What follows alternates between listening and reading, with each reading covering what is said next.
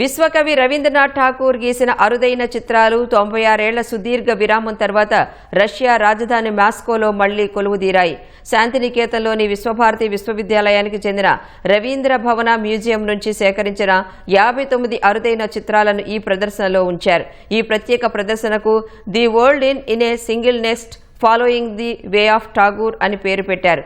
చివరిసారిగా 1930లో మాస్కోలో రవీంద్రనాథ్ ఠాగూర్ గీసిన చిత్రాల ప్రదర్శన జరిగింది. ఆ సమయంలో రవీంద్రనాథ్ ఠాగూర్ స్వయంగా ఆ కార్యక్రమానికి హాజరయ్యారు.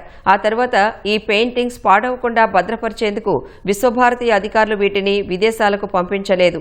విశ్వభారతి విశ్వవిద్యాలయం, national gallery of modern art, మాస్కోలోని భారత రాయబార కార్యాలయం ఉమ్మడి భాగస్వామ్యంతో ఈ ప్రదర్శనను ఏర్పాటు చేశారు.